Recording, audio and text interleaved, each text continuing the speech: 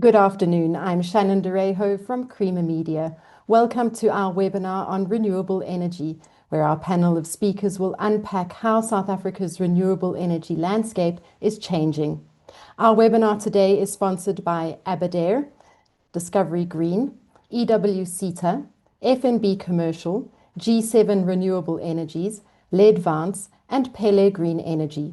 We thank them for their support in making this event possible. Before we get started, please note that we've activated the Q&A for your questions. Please direct any questions to the Q&A box located at the bottom of your screen. The panelists will answer as many of your questions as possible throughout the discussion. Additionally, the chat feature is enabled for your comments and insights. Look for it right next to the Q&A box. Remember, though, questions should go into the Q&A to ensure they're properly addressed in that section. Please also be informed that this webinar is being recorded and the recording will be made available to you afterwards. We'll also broadcasting live on YouTube and the link will be shared in the chat once it becomes accessible. Today's webinar will be facilitated by Niveshan Govender, who is the CEO at the South African Wind Energy Association, or SAWIA. He has over 12 years of experience in the green economy environment in both the private and public sector.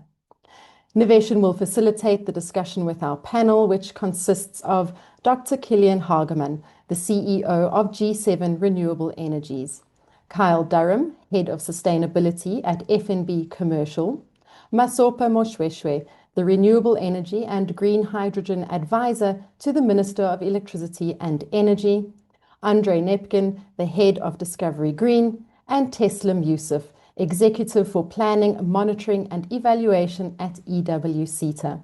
I'll hand over now to our facilitator to take the proceedings forward. Over to you, Niveshan. Thank you so much, Shannon. Good afternoon, everyone. It's a pleasure to be with you again. As I've been introduced, my name is Niveshan Govender. I am the CEO of the South African Wind Energy Association, and I'll be your moderator for today's webinar, which is titled, How is South Africa's Renewable Energy Landscape Changing? Over the past decade, our sector has seen transformation from the early successes of the Renewable Energy IPP procurement program to a rapidly evolving market shaped by regulatory reform, private offtake, and the accelerating shift to a liberalized electricity landscape. What's clear today is that we're not just talking about adding megawatts anymore.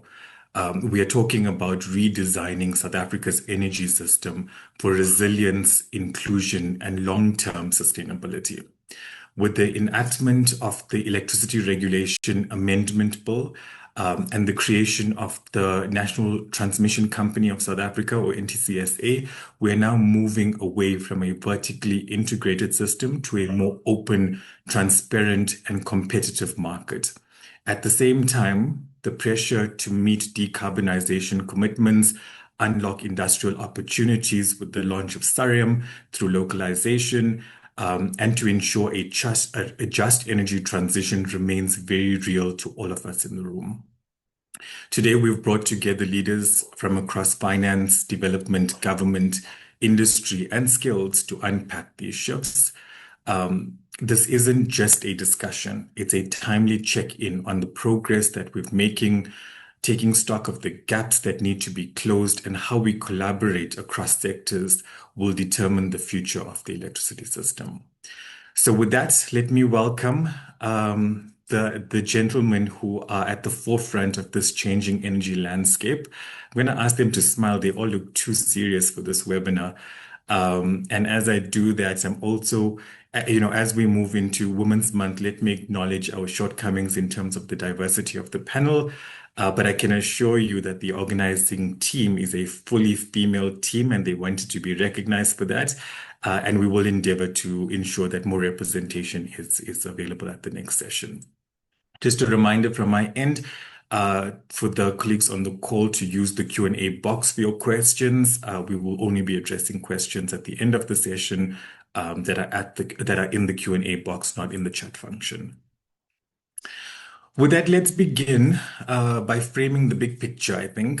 So, South Africa is undergoing an ambitious market reform from vertically integrated utility models to a competitive, decentralized energy system.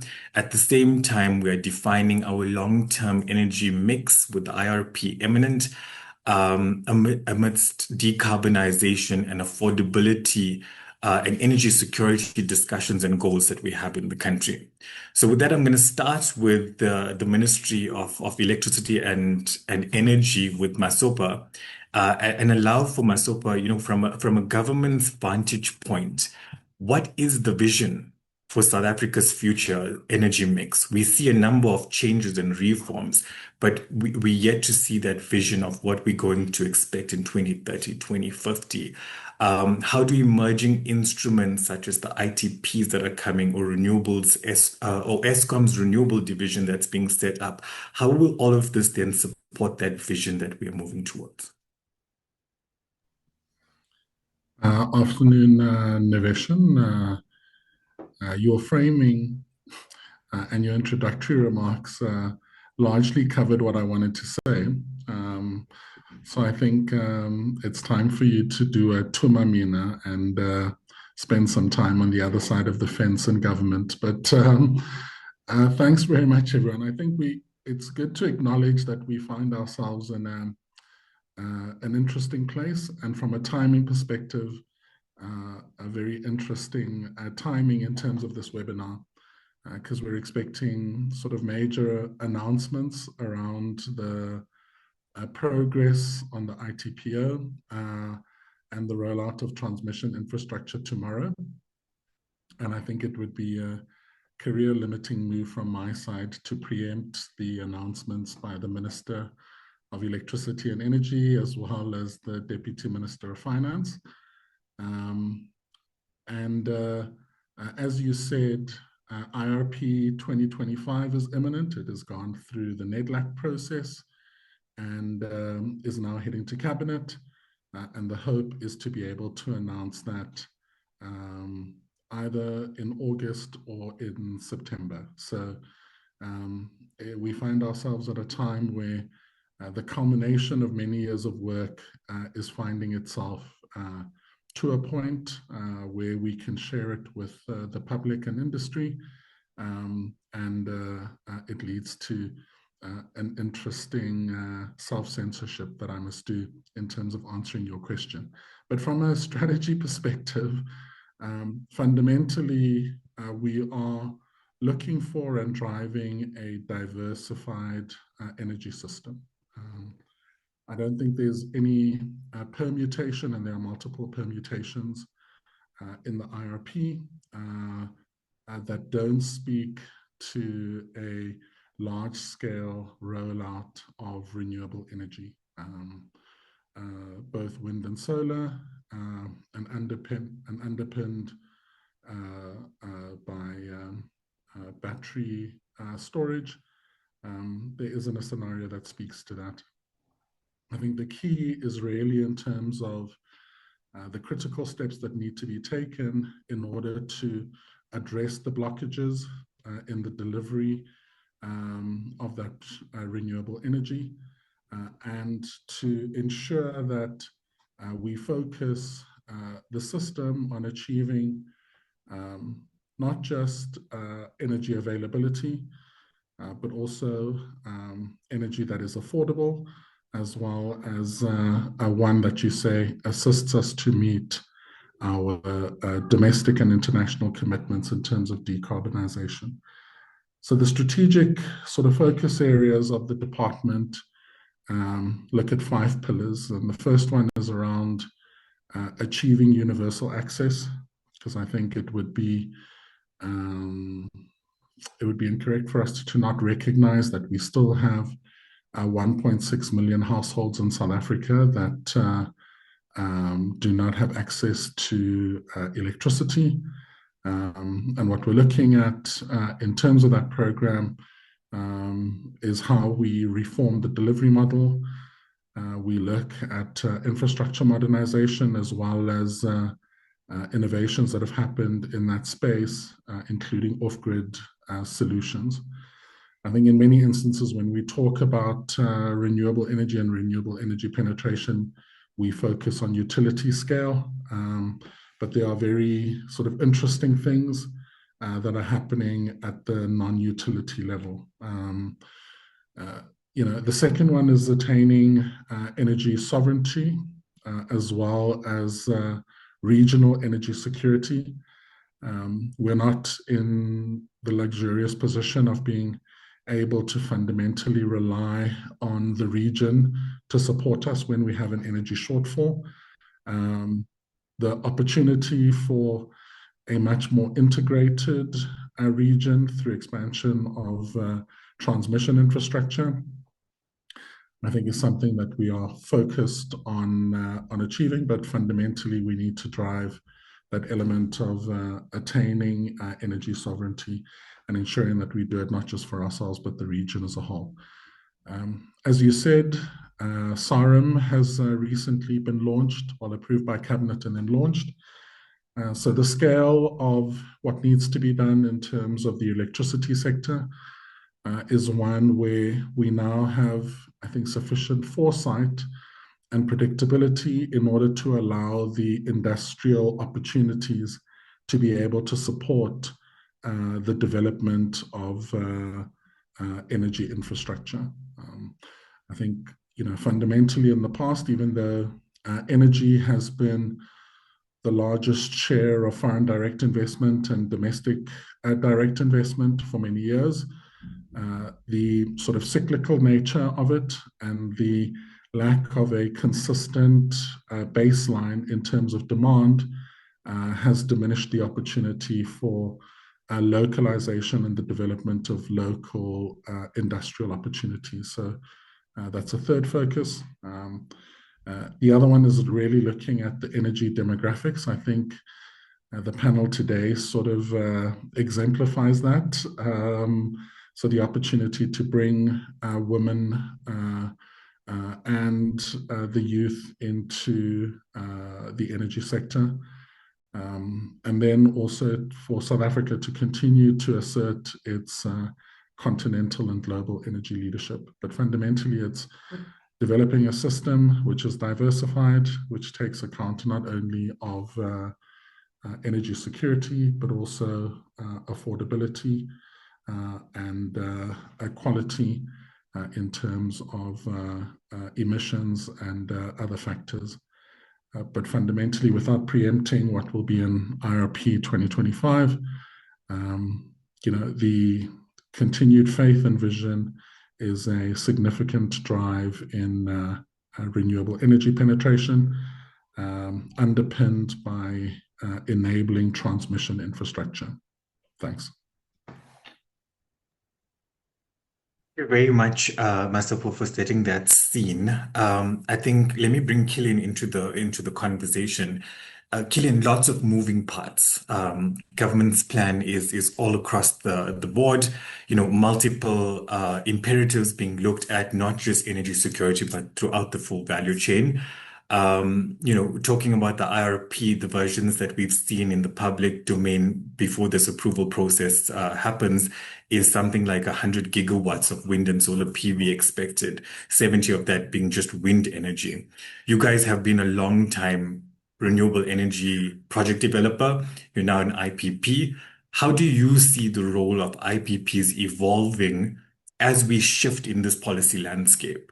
And what procurement reforms do you believe are necessary to enable meaningful market participation by IPPs? Right.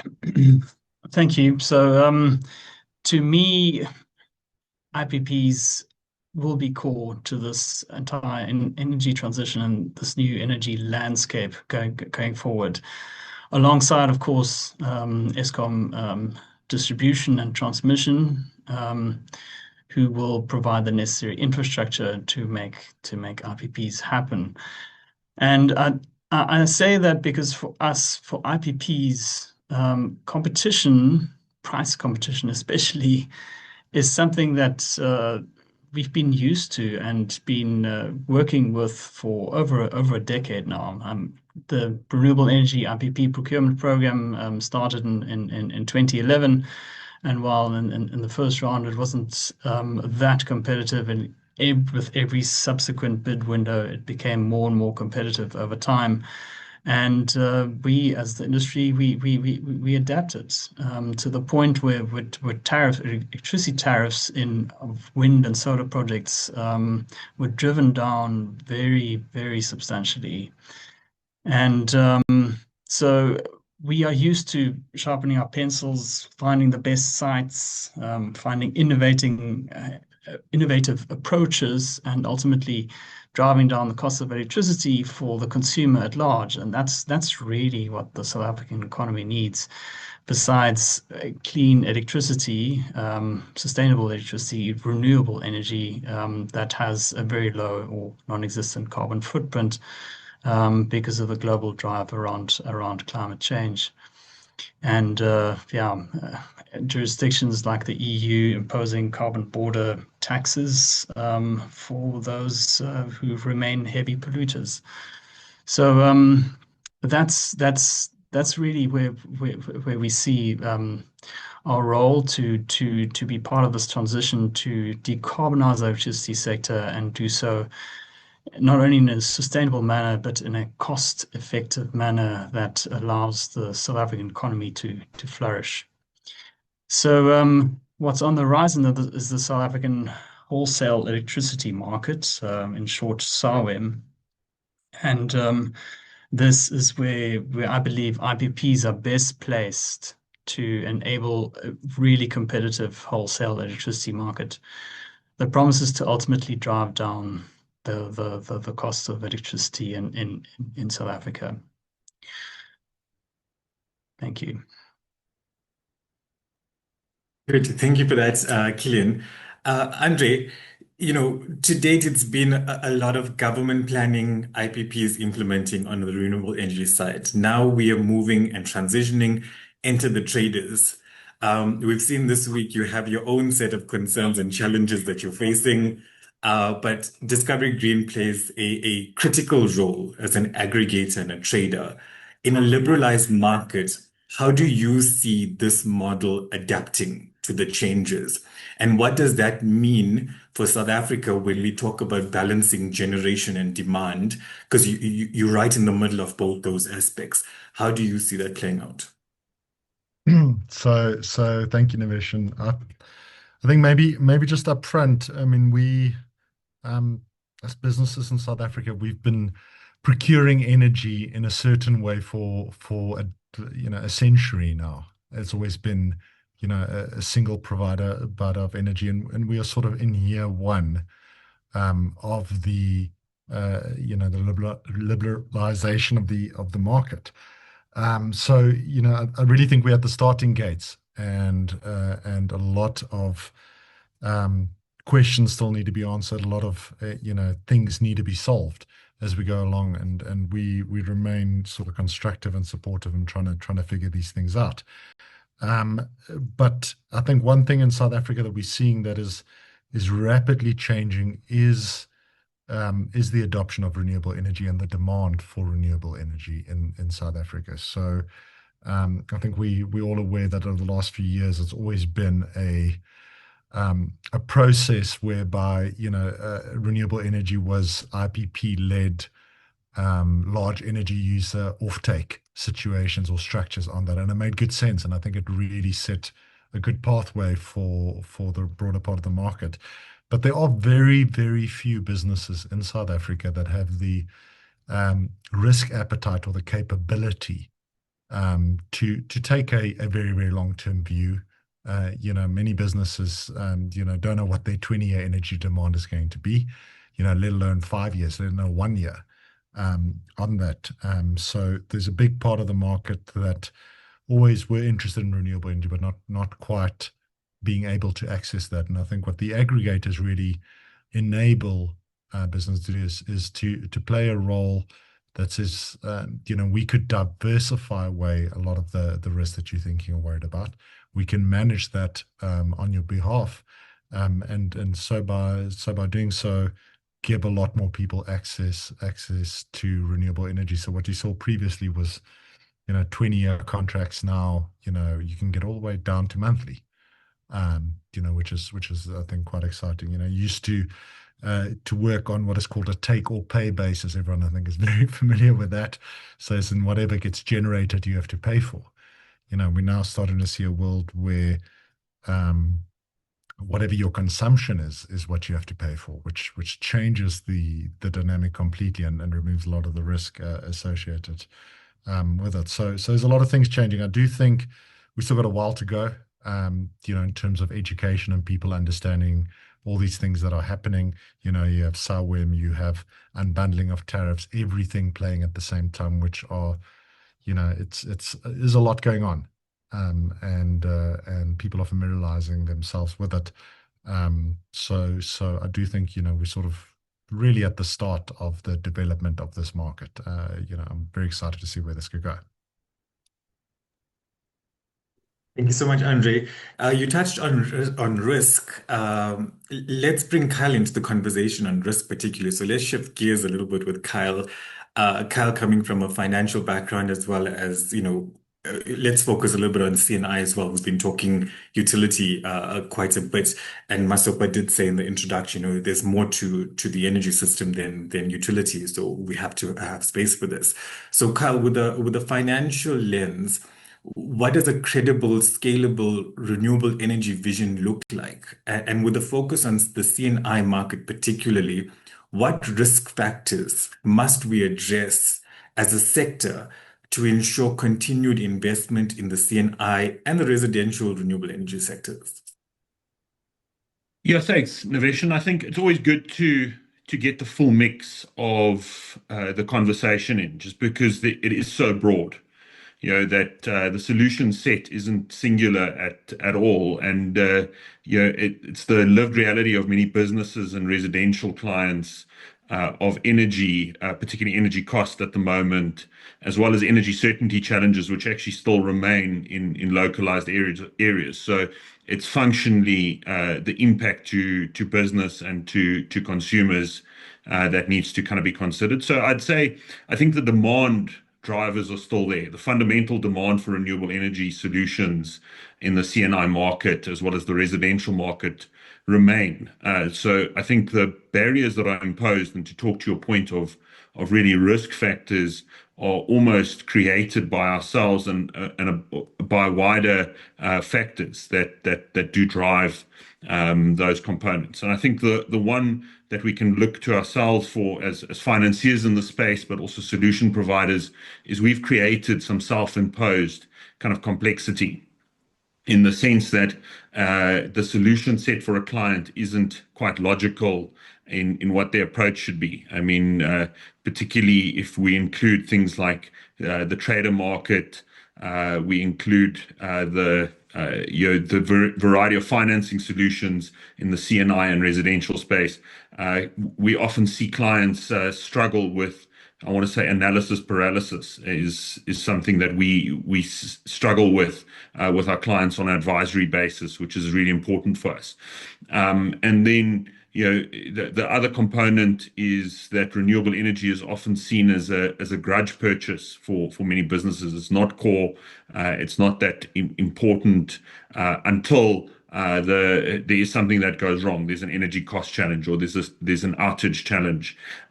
So if the system appears fixed, many businesses tend to just kind of sit back and wait to see what happens. So that is leading to, I want to say, a little bit of a slowdown in the industry, although we've now started seeing again an acceleration to not quite what it was under load shedding, but we're probably about 70% there, if we can kind of put it like that. I think the other component is that the rooftop and embedded generation markets is very constrained from a regulation perspective. There's grid feedback, or feeding back into the grid, is not accurately available. Trading electricity from a rooftop site isn't something that's happening just yet. And those are stifling projects. So we've got seasonal use in the citrus market as an example, where clients are using energy for 6 months of the year. And the other 6 months of the year, that embedded generation plant is just not functional or not producing at what it should. So there's a lot of projects that are ready to go, but the environment around kind of access to grid remains a challenge. And then I think the third one is probably a one that's really well understood and probably is a theme that's going to come through in this webinar, is really around policy certainty.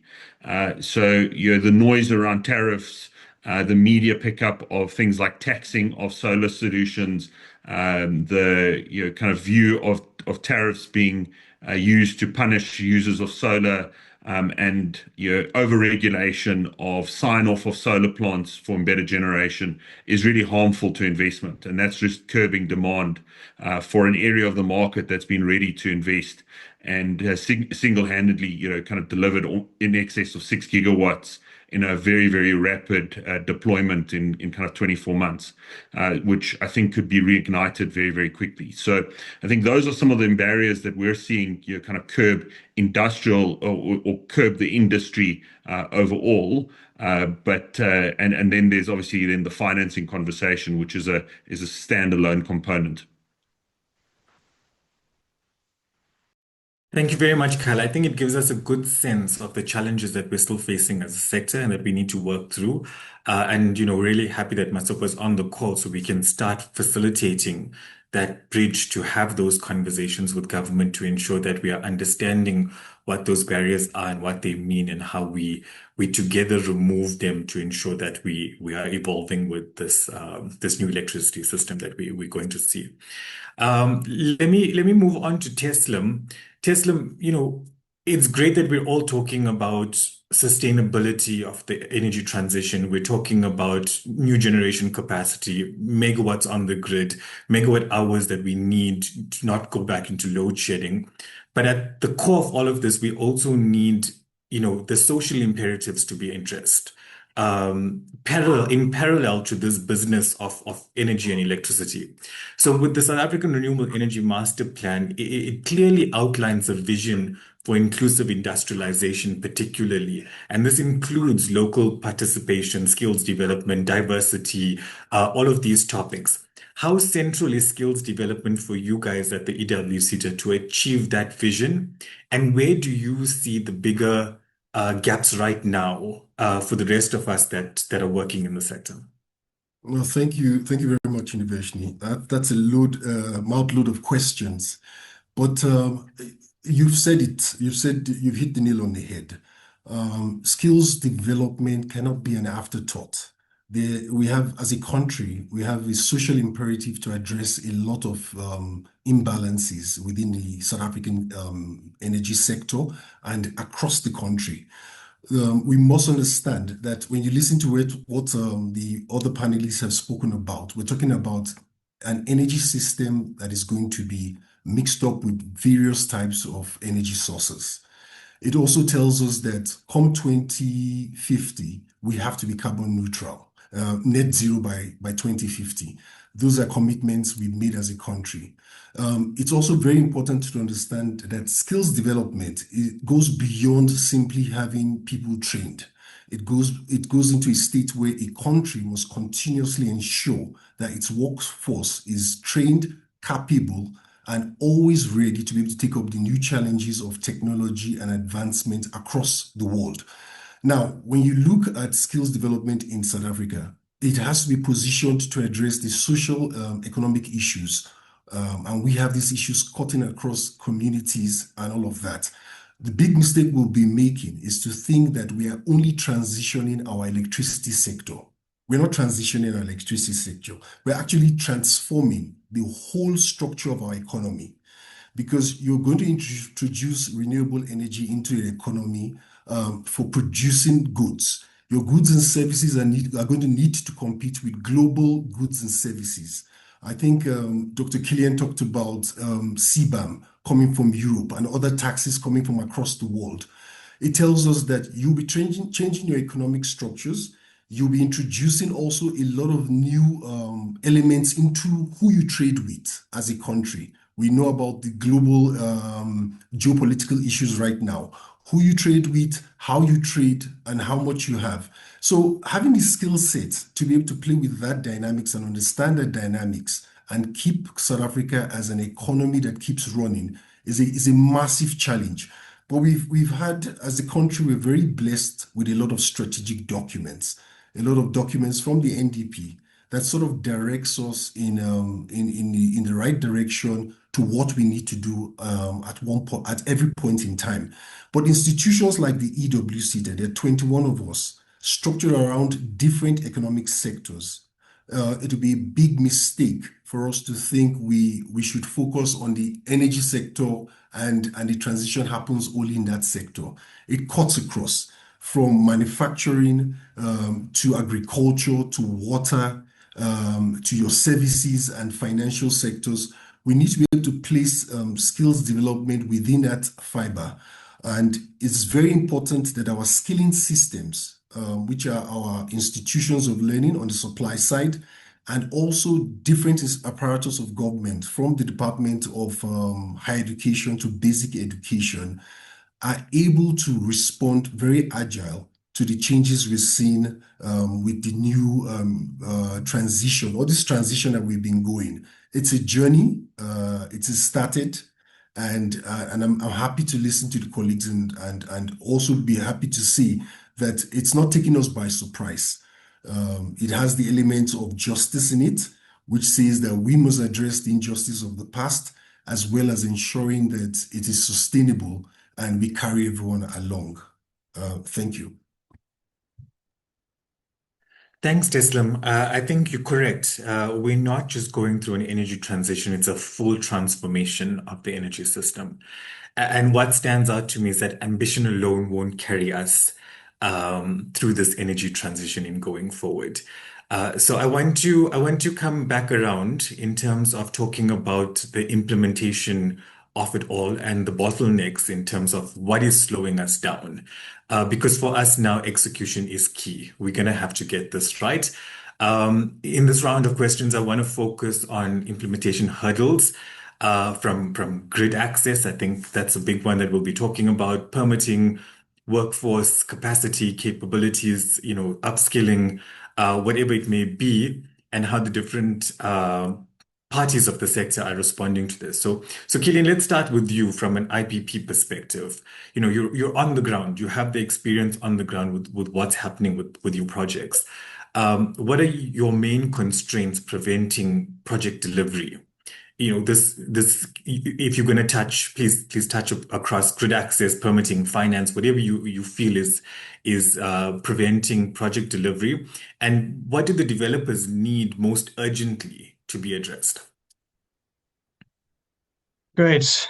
Thanks for that question, because this is very, very close to my heart, as we fight in the trenches all the time to get projects across the line.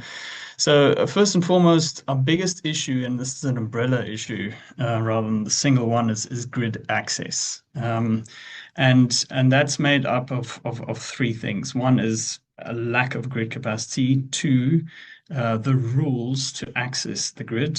And three, once you are accessing the grid and have capacity reserved and you clear those hurdles, what does your grid connection actually look like? So just to expand on the first one, it's been widely reported, and most of the audience should be aware, there's no more grid capacity for any IPPs to connect any power of any technology or sort in the Western Cape, Eastern Cape, or Northern Cape provinces as we speak.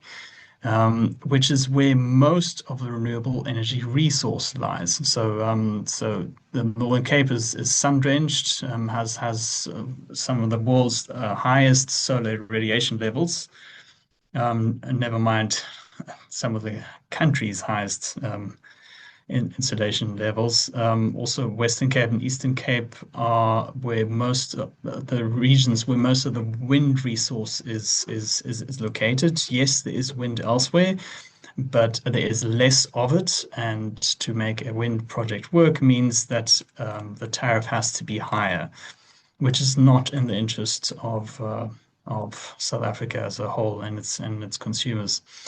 So that's the biggest challenge. It's only the other grid regions, provinces of the country that have grid capacity left. But as I said, the resource is lower, and with it, the costs are higher in the long run, which is suboptimal. The other one is grid capacity allocation rules. They are currently quite counterproductive and not aligned with industry developments. For example, on the one hand, the South African wholesale electricity market is looking to launch next year, and that will allow companies like ourselves and other IPPs to bid power transparently and competitively in a day-ahead market auction. Yet the grid connection rules currently state that if you want to participate in that market, you may not get grid capacity.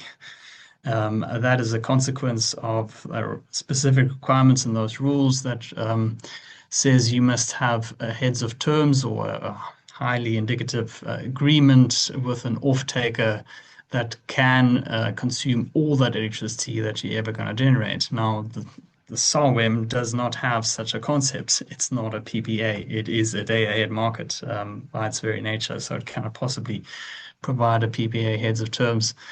There's also, of course, the initiative now that NERSA started recently around grid connection rules more broadly across all the distribution licensees, so Eskom distribution and all the municipalities and some of the smaller distributors, which we welcome, and we also submitting public comments there, and we'll present our views. So that's maybe a discussion for another day. But what was in the draft is unfortunately also highly problematic because it puts the cart before the horse, basically saying that your project must be 100% ready except for grid capacity, which is not how it works. You cannot raise finance, you cannot talk to equipment suppliers with contractors, you cannot do your permits until you know what it is that you're building, where, because you don't have grid capacity. Even once you clear all these hurdles and you get allocated or reserved provisionally grid capacity, and you can now do your work to raise the finance, get your contractors, do the engineering designs. There's unfortunately a broken system at the moment where you get what's called a cost estimate letter, which is an indication of over here at this point in the grid, you may connect, say, 100 megawatts. And this is what you need to build to connect A, B, and C.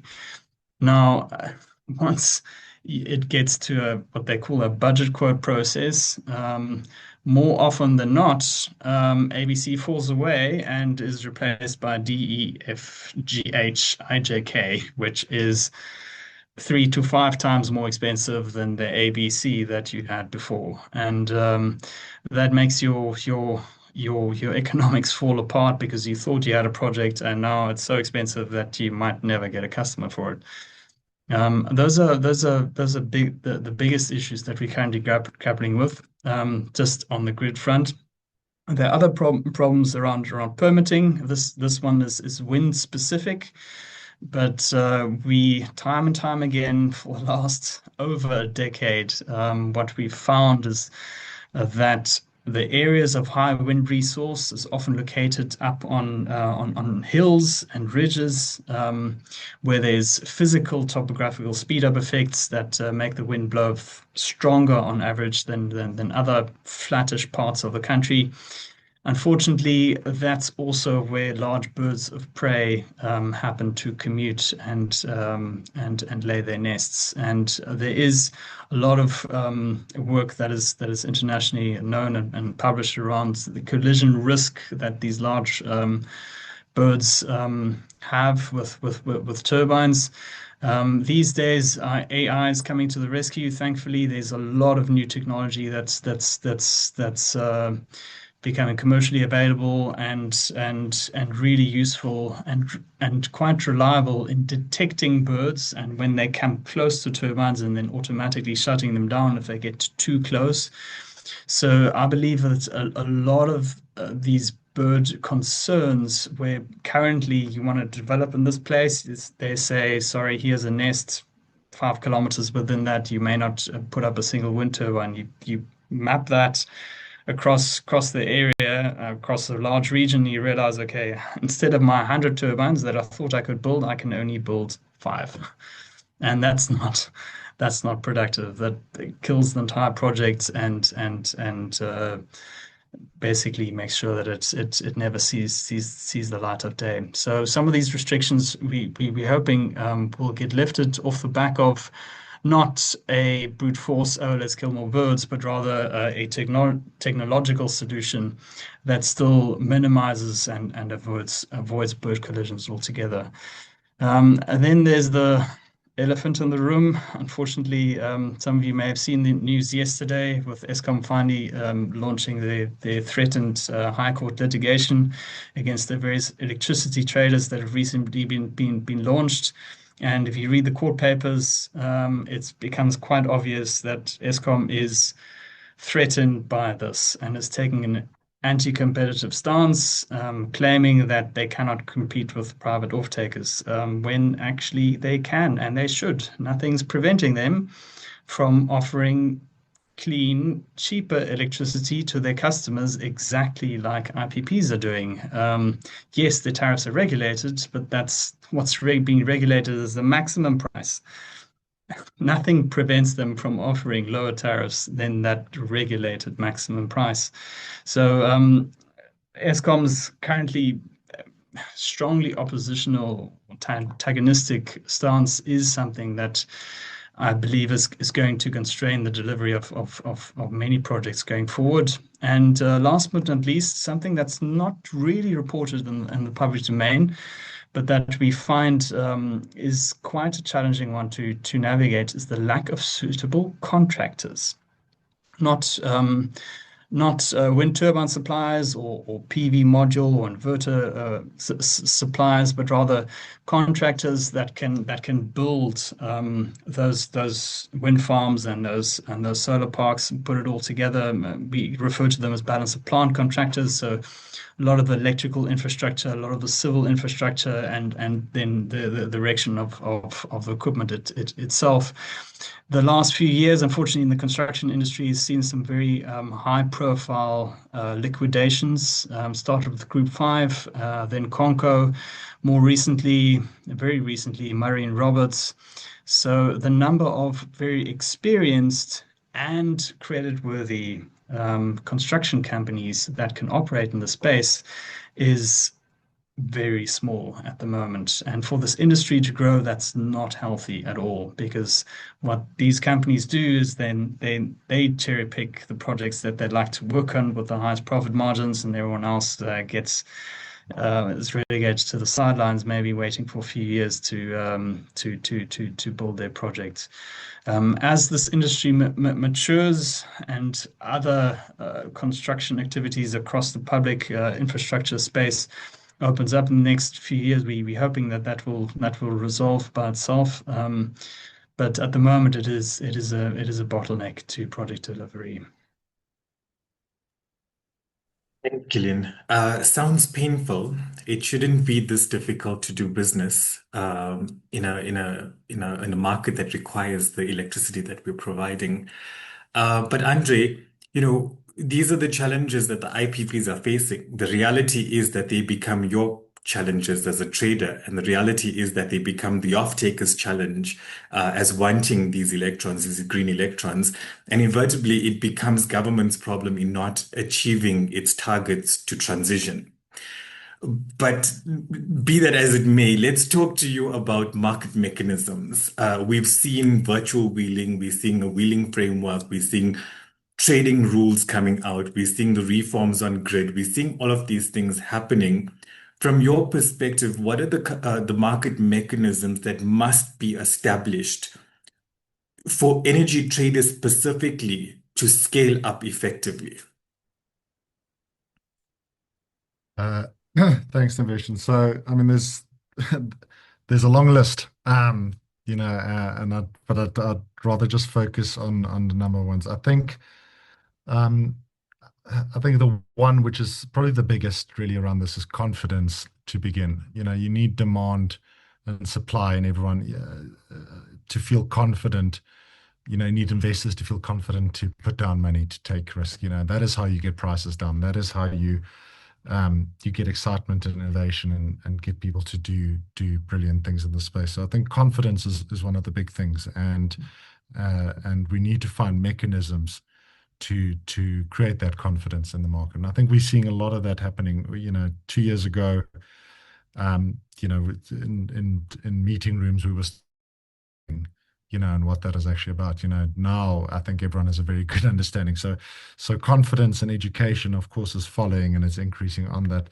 But speaking specifically around a mechanism. So Killian, I think, spoke to some of the biggest ones. Grid access, being one of them. I think the mechanism that is absolutely critical and very important is the wholesale energy market. I think, is a lot of the complexities that we're dealing with today, the reconciliation on a monthly basis versus hourly. These are things that we want to get to as a market.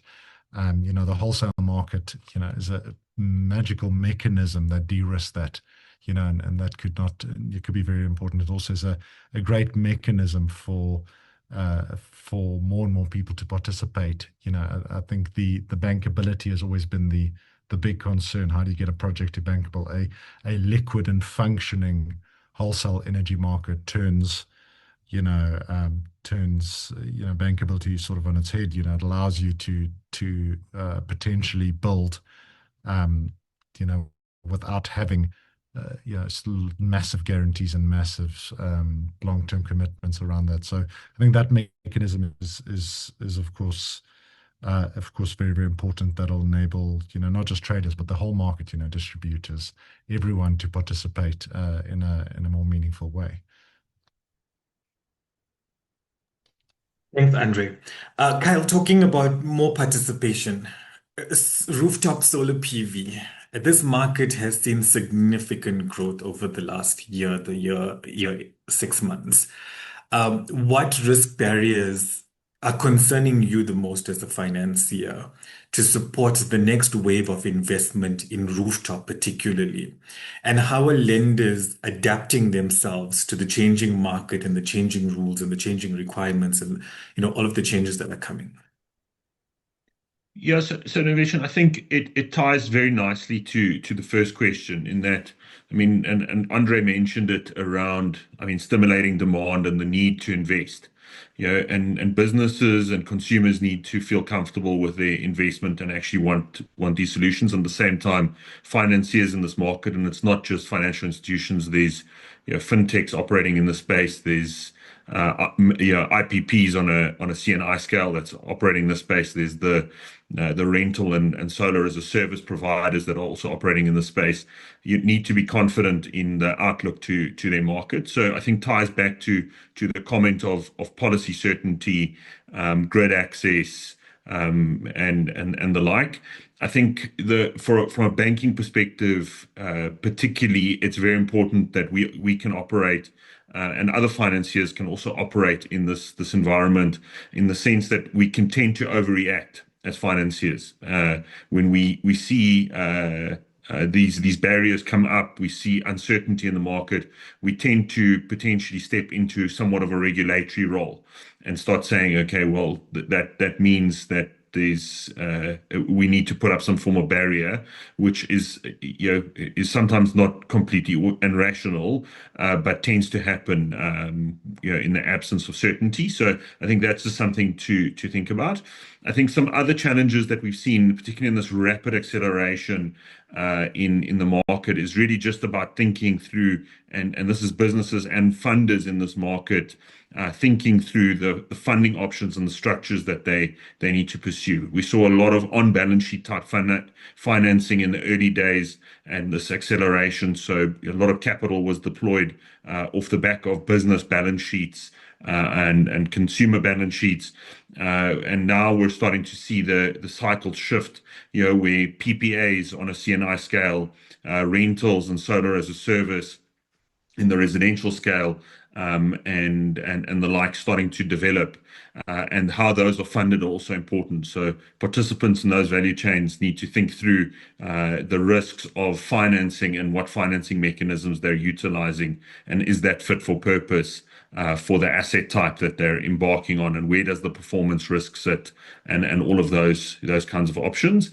I think then the one that always remains is this market is still full of multiple participants. There's multiple participants in the EPC space. There's multiple participants in the installer space. It's how do we discern quality of equipment, quality of contractor through. So I think those are some of the challenges that we see on a day-to-day basis, but it's not dissimilar in the different scales of market. We definitely sense the same challenges, albeit a little bit differently. Thank you very much, Kyle. Teslim, so the speakers before you talk implementation, challenges on implementation, mechanisms of implementation, different aspects of the sector that require implementation. Implementation relies heavily on skills readiness, right? And there is a shortage in the country on skills, particularly in the wind sector. I can tell you that we've lost a lot of the skills over the last few years. How do mechanisms like SAREM and through SAREM platforms like Power Up help the EWC to align with this requirement from industry, and training institutions being ready to address the practical workforce needs? Well, thank you for that question. And it's painful to hear. I mean, a country that is blessed with a very youthful population, a country that also is blessed with very high standards of higher education, we should not be having this kind of problems. But when you listen to the challenges of the stated by the previous speakers, you will see that, I mean, these are the same employers we're looking for opportunities to place young people within. And that is one of the dynamics we have. So we've got a very traditional method of planning and sort of managing the dynamics within the labor market, where we request for information through what you call your work skills plans and your annual training reports. But one of the things that we understand as skills planning institutions or authorities is that it's so dynamic that we need to look for faster and agile methods of understanding what's really happening out there in the labor market. And a platform like Power Up, which is a digital platform, it sits on our website. We opening it up to certain institutions and trying to ensure that we have very responsible individuals behind those platforms, trying to feed that platform with information and data that allows the EWC to sort of enhance some of our skills tools or skills planning tools to be able to anticipate and respond effectively. Tells us that it's still in its nuance level. It's still a very early platform. We have to do a lot more about understanding the market dynamics. And also when you look at the issues around skills migrating, skills will naturally migrate to wherever you have conditions that sort of are conducive for those skills. So if you want to keep skills within the boundaries of South Africa, we need to have a lot of certainty around policy. Like previous speakers have stated, we also have to have institutions that also have skills development and how to hold on and retain to talent within their institutions to be able to drive that talent pipeline longer. However, tools like Power Up are going to help us as well to be able to communicate where there are needs. The skill sets that are needed in the geographical location of South Africa will differ from another geographical location. When you look at our wind resources being mostly centered around the Eastern Cape, the skill sets there will differ, and we already have public institutions and training providers. So there's a need for us to go back into looking at the district model that tells you spatial planning around infrastructure, strategic projects that are coming up.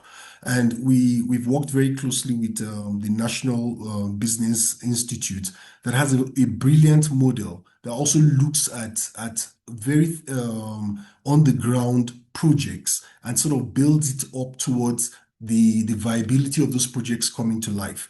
So we need to have systems that are able to anticipate what kind of skills are needed, when they are going to be needed, where they're going to be needed, and in what quantity.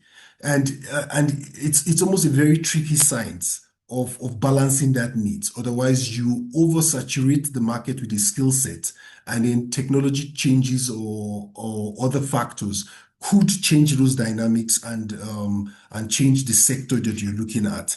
So we're using those platforms quite closely. We also working very closely with stakeholders where we have what you call a partnership model that allows us to strategically look at partners and partner with them, like yourselves, your association, the Wind Association, and we sort of understand what your needs are and we tailor our solutions in responding to those needs rather than using a blanket approach. We also agree that we do not have, as institutions, I mean, the SETAs or the PSET sector, we do not have all the knowledge and all the expertise to be able to understand the dynamics. We have to bring in other partners, local and international, to be able to work very closely with them in leveraging our competencies in addressing the gaps in the sector. But there are training programs, there are short courses for upskilling and reskilling.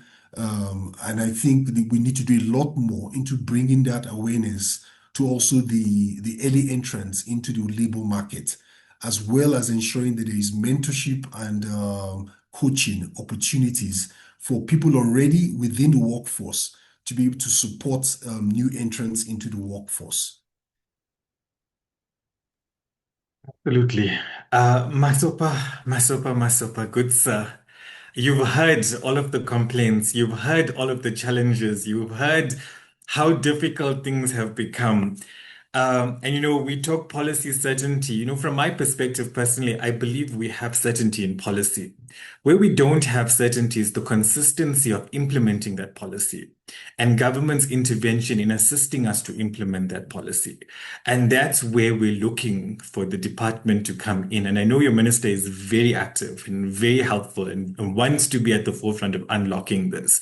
So from a government perspective, from a department perspective, what practical regulatory and policy levers are being developed, deployed, pulled to unlock grid capacity, number one main concern, and then thereafter to accelerate the IRP that is imminent?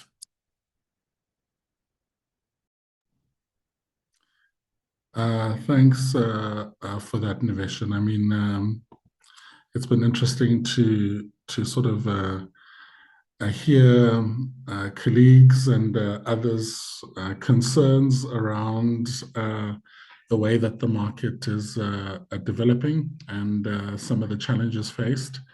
And I think we'll have an opportunity to sort of speak to that and respond to that as we wrap. But I think in terms of your direct question, grid is definitely a blockage. We understand that. And we must just understand that, the challenges around grid require an approach to probably what will be the largest build program in the country over the next decade in a context where the fiscus is constrained. So it can't be a business as usual type of approach given the scale of what is required. And the processes to align that in terms of understanding that the program that is being put in place responds to sort of market dynamics and ultimately is fundable has led to this almost step phase type of approach. So we understand, let's say, the quantum of the challenge. There's, in terms of the transmission development plan, 14,000 kilometers of transmission infrastructure that's required, in order to enable 53 gigawatts of additional generation. That's significant. when we start to look at the current build rate, it's somewhere around 300 kilometers in a good year, often significantly less than that. We need to be achieving 1,400 kilometers plus. I mean, if you just take that 14,000. So it's not an incremental improvement, it's a step change that is required. And in order to affect that, it's also sort of understanding the dynamic of how government normally funds large infrastructure projects, and the fact that you have a constrained fiscus means that you can't follow that. So it's not just a delivery risk, and there's definitely a delivery risk, but there's also this element of merging it with an element of fundability. And also understanding that often in large-scale programs like this, you would need some element of a government guarantee, and that contingent liability is also something that may be problematic given, let's say, where the fiscus is. So it's sort of merging all those three elements. So what was taken through to sort of cabinet in late 2023 was this sort of alternative model for infrastructure development in the form of the independent transmission projects. And also understanding that is a radical shift from how this transmission infrastructure has been built for many, many decades. Important in terms of that process was ensuring that there was a market sounding exercise that happened sort of late 2024, early 2025, talking at all different sort of parts of the ecosystem, and understanding that we needed to craft something that would respond to some of those market dynamics, but also be one that enables, let's say, transparency in terms of the regulations.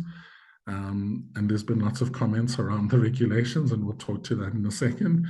But also just programmatizing it, if there is such a word, but developing a program so that it doesn't happen in an ad hoc type of way, while at the same time sort of mitigating sort of permitting and right-of-way risks that exist in this space. So where we find ourselves now is some of the foundational elements have been laid in terms of the ministerial determination from sort of March this year, declaring and designating the department as the procurer and NTCSA as the buyer, and defining the scope of the first project being this just over 1,100 kilometers of 400 kV lines in the Northern Cape, Northwest, and Gauteng. But also important in terms of that and creating that element of regulatory certainty was, the draft transmission regulations, so that there was a clear understanding of, let's say, how you are going to define these elements of cost recovery, regulatory approvals, project implementation frameworks, etc. And then overlaying sort of all of that with a financing mechanism through the credit guarantee vehicle. And how do we sort of move away from this element of requiring sort of sovereign guarantees, but at the same time creating certainty for developers? Fine, this is all sort of a utility scale discussion, and then creating that element of transparency and certainty by putting it, with the IPP office, who has, a bulletproof reputation in terms of being able to procure in a competitive way projects of this scale. So all of those building blocks have been there. It has taken us longer than we would like, and I'm sure the minister would be the first to say that.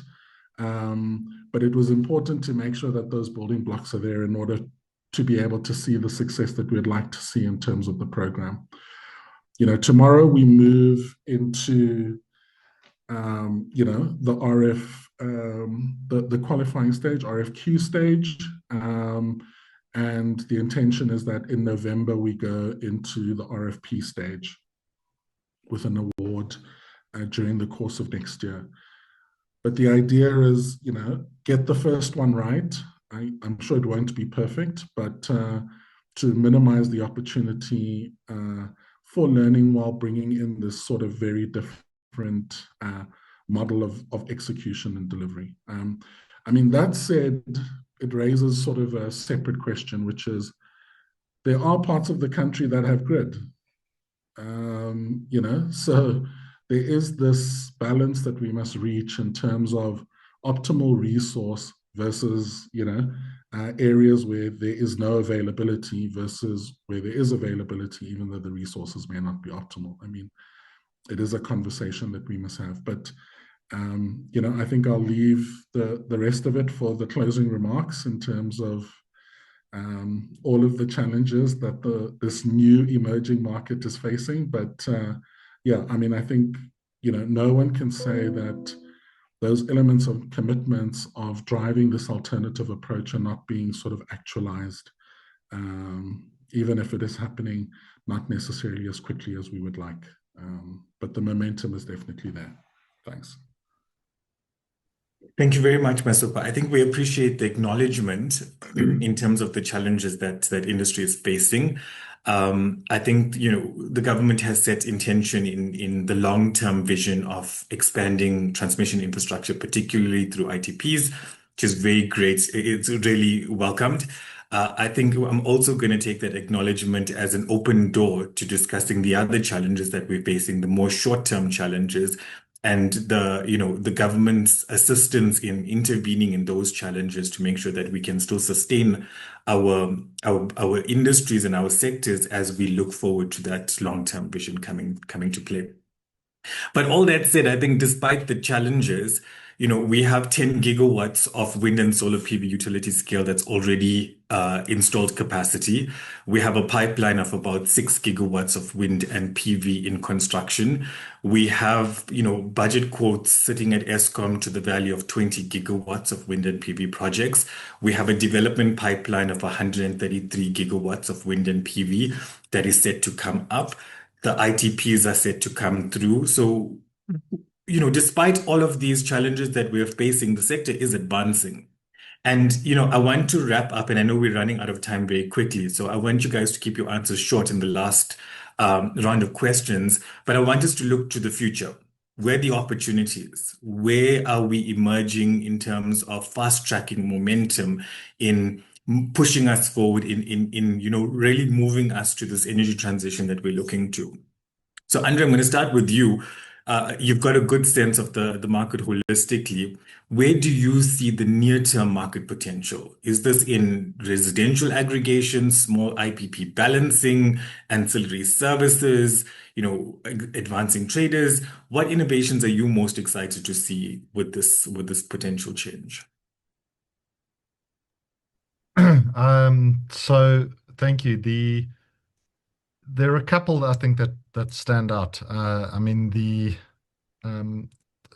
think and it's a little bit underrated on that. I think some of the biggest innovation is going to come from lowering the requirements for usual renewable energy access. I think that's one big thing that is going to change, and we're going to see more and more of that. As more and more banks and more IPPs and more traders get comfortable and more investors get comfortable that taking risk and offering that to clients on the other side. So I do think that is very exciting things that are happening, and every few months we see something new that pushes the envelope just a little further, which I think is very exciting. The other innovation that I think is going to be really great for the market, for the industry is of course the wholesale energy market, and I think that really lays out the foundation. It starts out with energy, but it gets to a world of capacity, of auxiliary services, balancing, the amount of new opportunities, new innovations, new things that are going to happen in that space, I think is very exciting. And the last one, which is a little bit different, but I still think very interesting, is with the liberalization sort of the market, I think you're going to see energy getting down to the smallest user, which of course is the household. So I do think that's going to take a little bit of time. Then there's some infrastructure work needed in order to achieve that. But I do think we're going to end up in a place where in South Africa you could have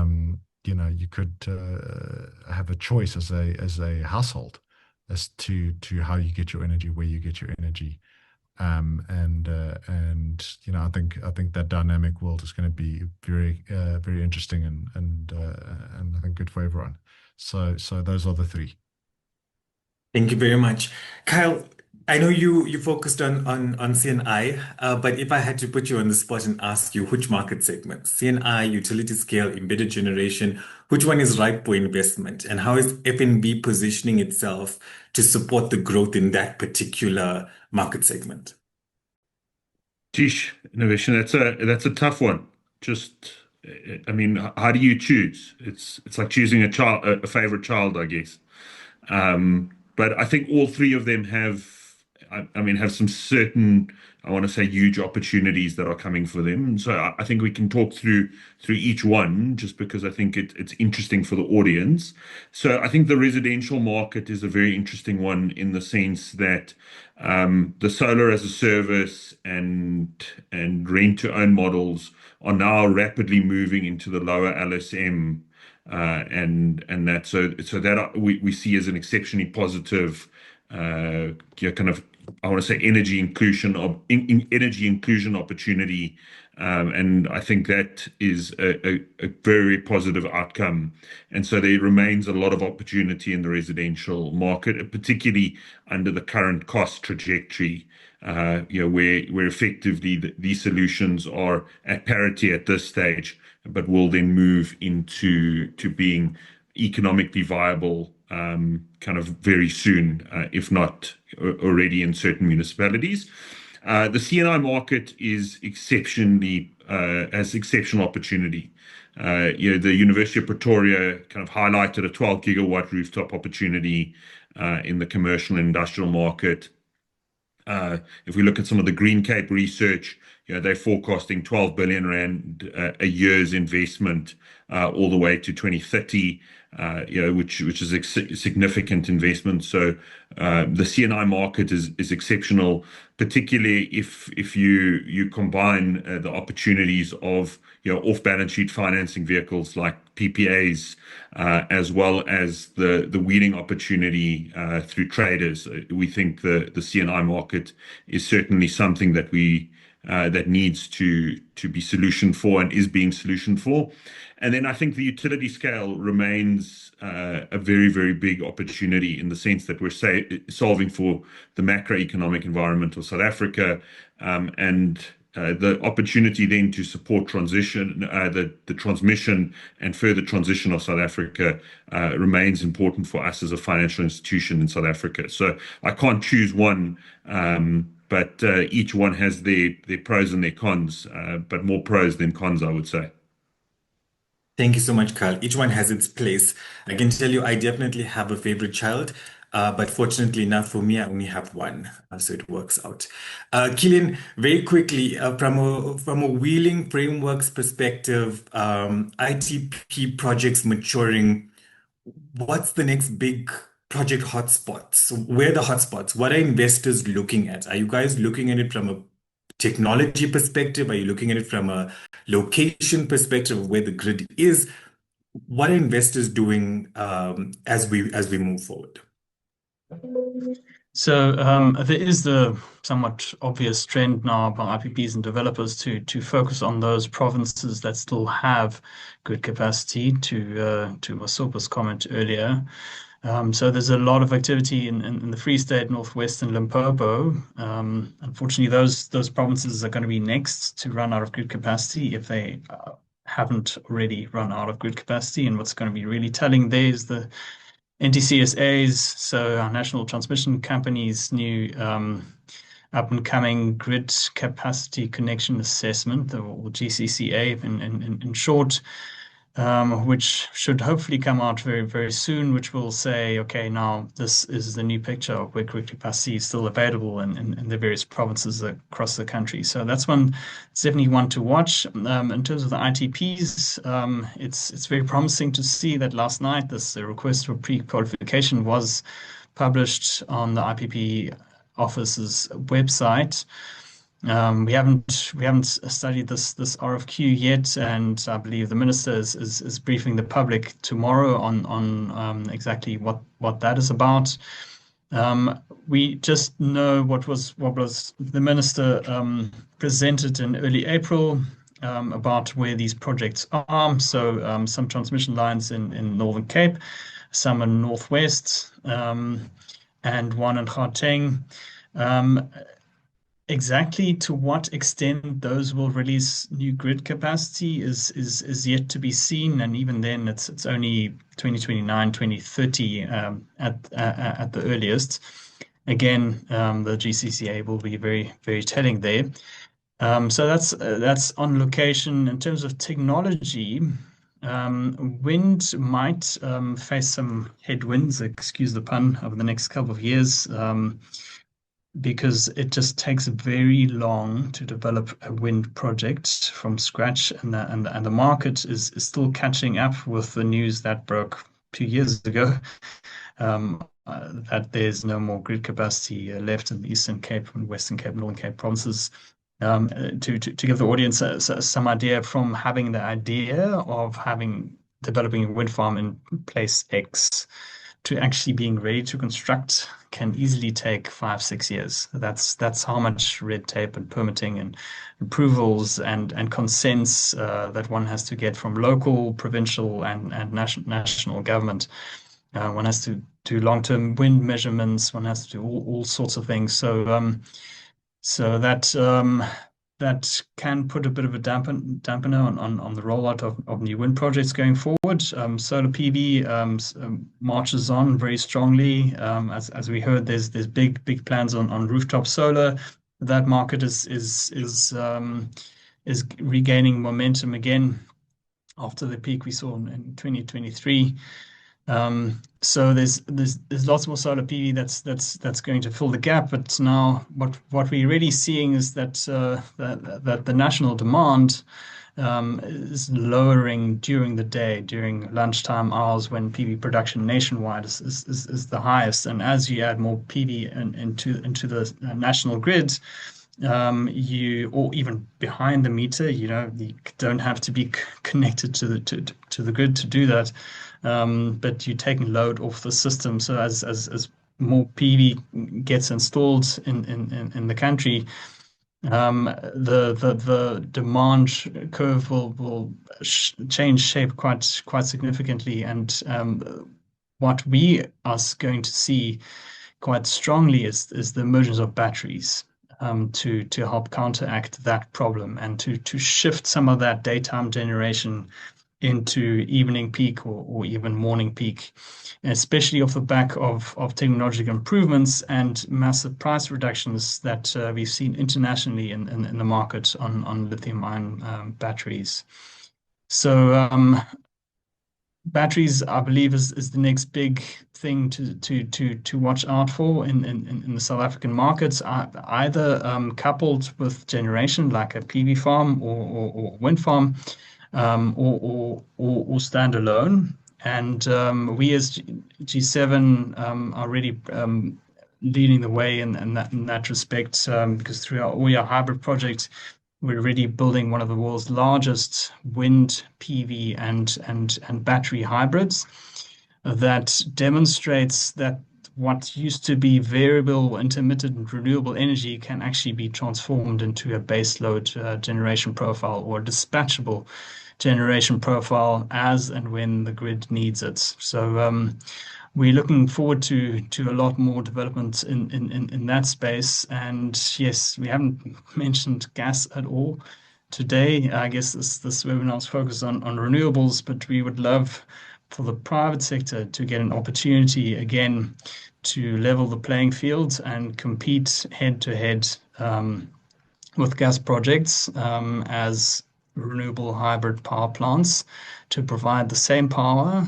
on a fixed price basis that's not exposed to the vagaries of international gas prices or rand dollar exchange rates, and show the countries at large that we can do it cheaper than gas. So that's Thank you so much, Killian. Teslim, we have run out of time and we're very quickly losing people, and I still want to give Masopha the last word. And I don't have the time to ask you the question I really want to ask you in terms of setting South Africa or positioning South Africa as a regional manufacturing hub of renewables. But talk to me very quickly at a very high level on the alignment. We're talking trading, we're talking green hydrogen, we're talking battery technology, we're talking advanced manufacturing. Talk to me very quickly about the alignment between the skills development and the industry's ambition on this implementation drive. Okay, no, thank you very much. I think it's very important to understand that when you list out all of those technologies, it tells you you're going to need a very diverse skill set. From artisans to engineers to scientists to your business support to different technicians and technologists on the grid. And it's important for us to understand that our different institutions, from TVETs, your technical vocational educational training authority institutions, to your universities of technology and your universities, produce different types of graduates. And we're working very closely trying to understand what's happening in the labor market to ensure that the production of these graduates is up to standard, it's on time, and able to respond to the needs as the industry is transitioning. And we're doing a lot of that by being in forums like this, working with partners like yourselves. But most importantly is really understanding that we also have what you call special economic zones. And those special economic zones are spread across the country, trying to draw in investments and also institutions to position themselves within those zones.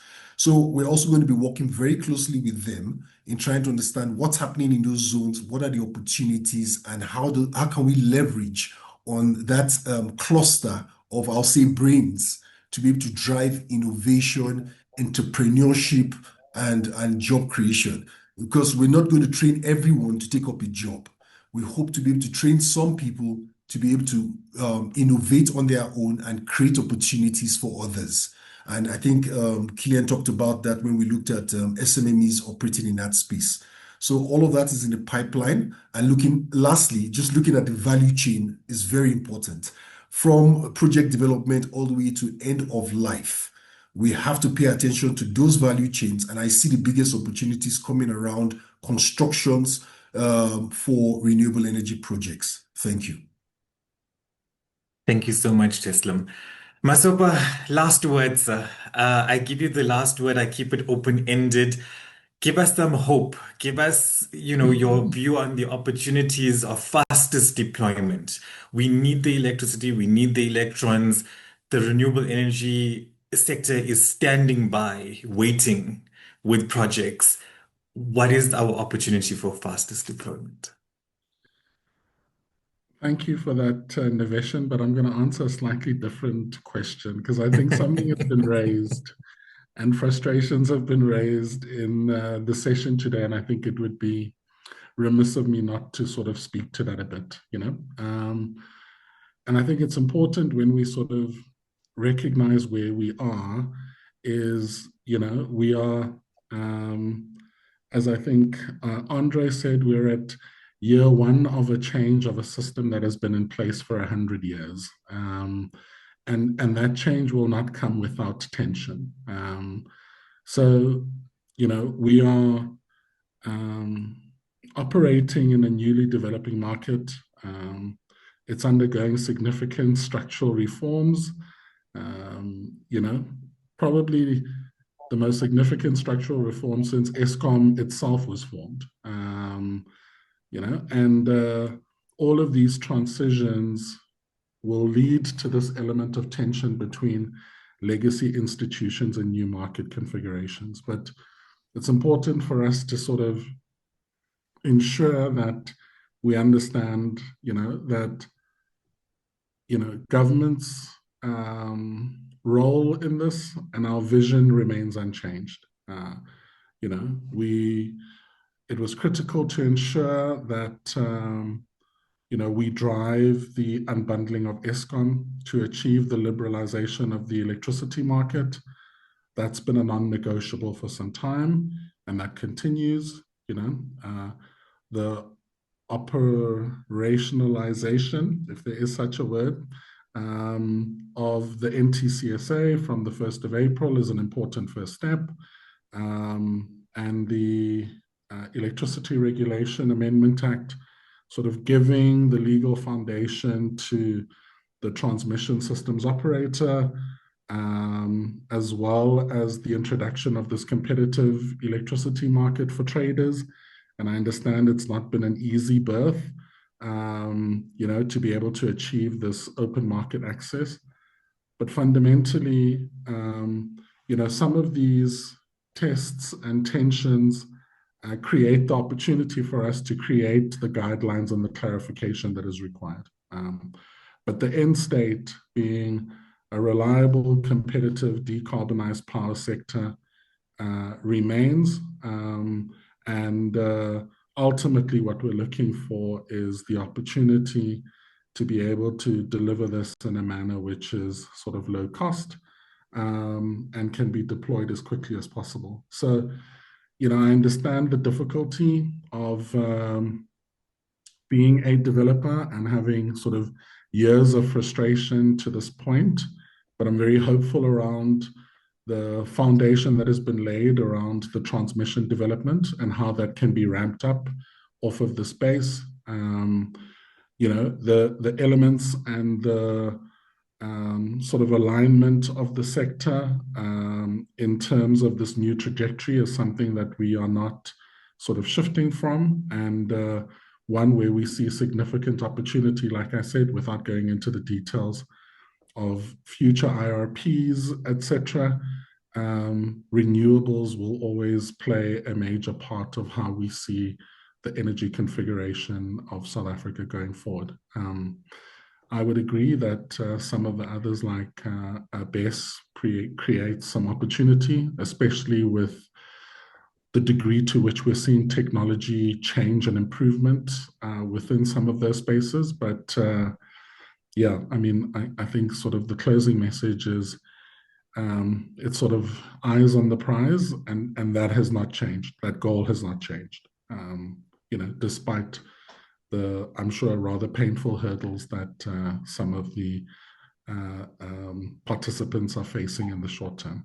Thanks. Thank you very much. Very encouraging closing words. Ladies and gentlemen, that brings us to the end of this discussion. I want to thank the audience for being with us to the end of the conversation, Creamer Media and the sponsors, and of course the expert panel, Dr. Killian Hageman, Kyle Derman, Masopha Moshoeshoe, Andre Neptune, and Teslim Yusuf for your expert inputs and your time and your effort in sharing this information with us. I think what's clear from today's discussion is South Africa's renewable energy sector is not just changing, it's transforming. And it's up to each and every one of us in this room to change with purpose, with urgency, and with inclusion. And with that, I'd like to hand over back to Shannon from Creamer Media for the final word. My name is Niveshan Govender, and I thank you. Thanks so much, Niveshan. And as he said, that brings us to the end of our webinar. I would like to take this opportunity to say thank you to you, Niveshan, for enabling such an engaging and important discussion. I thank also our panelists, Dr. Killian Hageman from G7 Renewable Energies, Kyle Durham from FNB Commercial, Masopha Moshoeshoe from the Department of Electricity and Energy, Andre Neptune from Discovery Green, and Teslim Yusuf from EWCETA. We thank you for your participation. Thank you very much to our sponsors, Aberdare Cables, Discovery Green, EWCETA, FNB Commercial, G7 Renewable Energies, Leadvance, and Pele Green Energy for their support in making this webinar possible. And finally, thank you to the attendees for taking the time to join us for this discussion on South Africa's renewable energy sector. We hope you found the event engaging and informative. We really do appreciate your participation. Our next webinar takes place on the 13th of August at 2 p.m. and will focus on strengthening the role of women leaders in South Africa's business environment. We hope you'll register. The link has been shared in the chat. And finally, the recording of today's webinar will be sent to you soon. And if you have any additional questions, please do be in touch. You can reach us at shannon@creamermedia.co.za. Thank you very much for your time and goodbye.